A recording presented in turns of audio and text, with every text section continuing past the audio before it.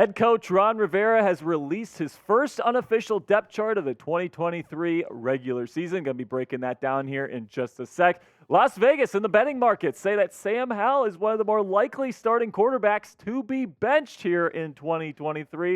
I'll let you know what I think about that here in just a second. Then to finish things off today, I'm going to be talking about an NFL free agent that has been linked to the Washington Commanders here just days away from the start of the 2023 NFL season. But before we get into today's Commanders news and rumors, if you'll do me a favor and click that like button right now, that would really help us out here at the channel. So if you're feeling generous here, you want to spread a little bit of love, some positive vibes here to the Commanders Report, we really appreciate you clicking that thumbs up icon. Now let's get into my takeaways from this Week 1 depth chart that head coach Ron Rivera has released to the public here before this Week 1 matchup versus the Arizona Cardinals at FedEx Field this weekend. My first takeaway is that it's officially confirmed Saahdiq Charles will be the starting left guard for your Washington Commanders here in 2023. This was to be expected, right? Saahdiq is somebody that's gotten pretty much all the reps with the starters here throughout training camp, throughout preseason. But Chris Paul was supposedly supposed to be in a potential battle for that left guard spot, but it's looking like Saahdiq won that battle quite convincingly.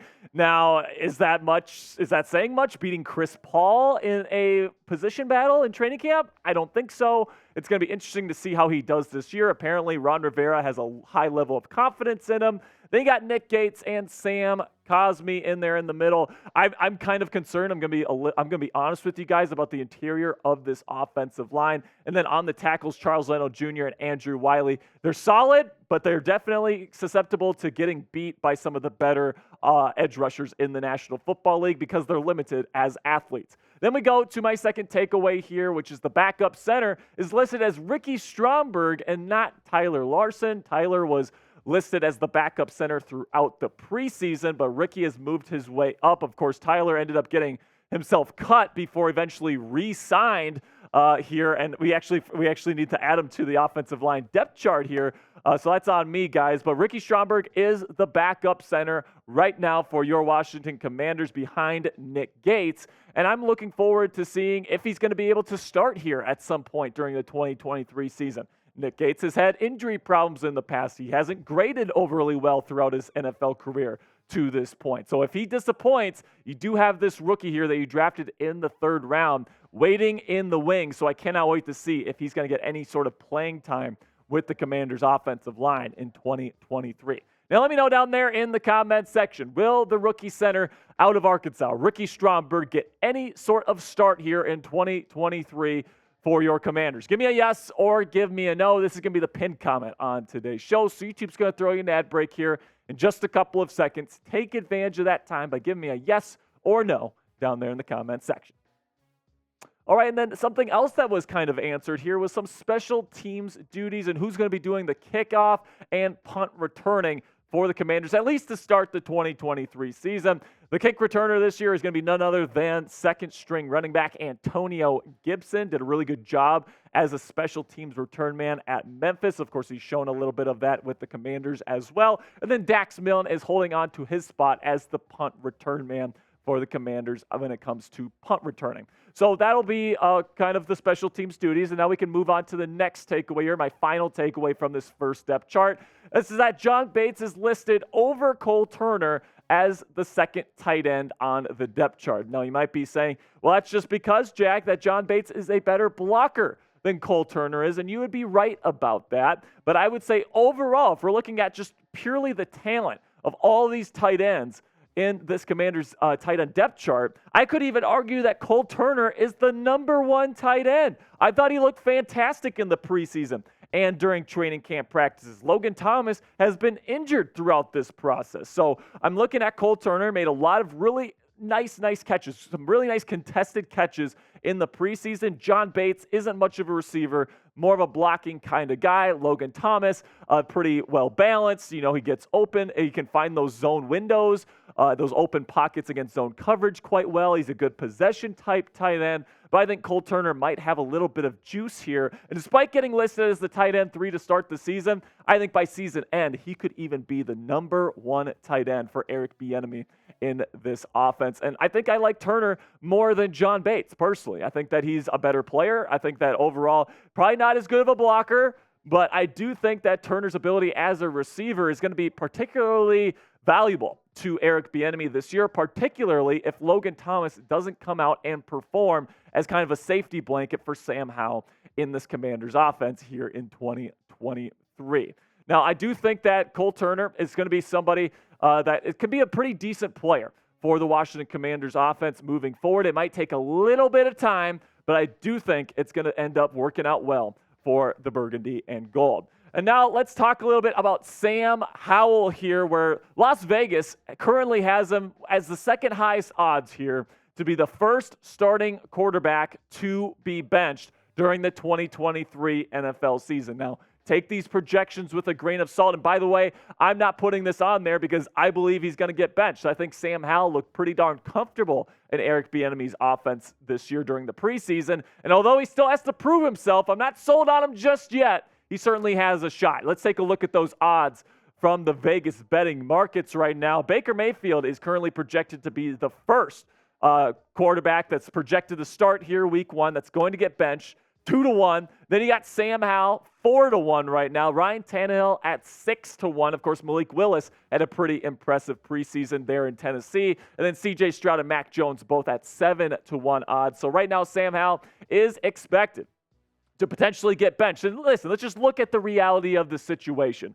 If Sam Howell doesn't play well and he has an extended period of time, probably 3 or 4 games in a row of poor play, this coaching staff doesn't have the kind of leash to be able to say, we're going to trust him to get back on the mend here. No, this is do or die for Ron Rivera, Eric Bieniemy, and this coaching staff. So if Sam Howell can't figure it out here and there's a prolonged series of games where he's just not getting it done, I think they're going to turn to Jacoby Brissett. So is that a prediction? No. I think Sam Howell has every opportunity here in front of him to become a franchise starting quarterback here with the Washington Commanders. He's got a good arm. He's very mobile. I thought he looked really comfortable getting through his progressions this preseason. He's taken all the steps that he's needed to take this offseason to give himself the best shot at success. And I can't wait to see what he's going to do. And overall, I'm optimistic about Sam Howell's future. Does that mean that I'm on board with he's 100% going to be the best quarterback in franchise history? No, I'm not on that boat just yet, but I'm open. But my mind is open to that possibility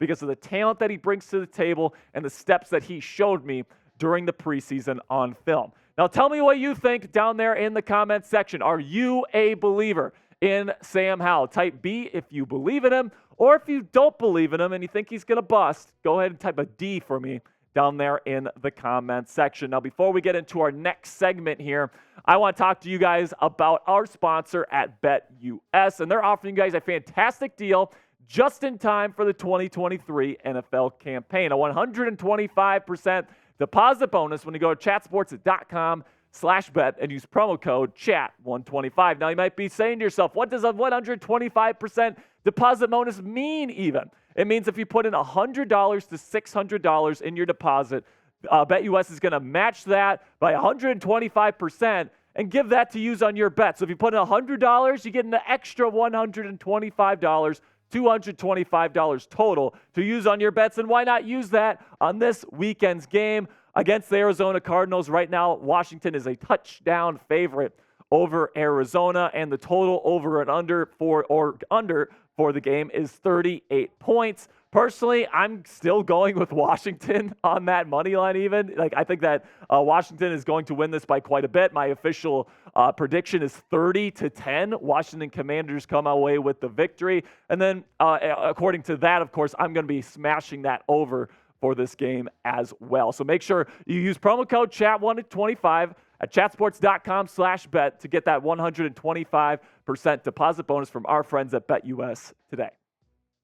All right, so now let's talk about Bleacher Report and how they've connected a former first-round pick here, Rashaan Evans, an inside linebacker, to the Washington Commanders here. And I'm going to tell you in a little bit why I don't agree with this. I think this is kind of a stupid report by Bleacher Report. But you take a look at the stats over the last couple of seasons for Rashaan Evans. Not super impressive. Of course, 159 tackles. You look at that number, and you're like, wow, this guy was racking up the numbers. Here's the thing, though. Like linebackers with tackle numbers specifically, they can be inflated big time by a poor defensive line play, all these different things. He did have 6 tackles for loss and 2 sacks. He's a decent athlete. He did go in the first round for a reason. I'm not trying to bash Rashaan Evans here, but I really don't think this is a realistic possibility just days away from the start of the 2023 season. I think at this point, if they liked Rashaan Evans enough, they would have added him. We would have heard more about this potential connection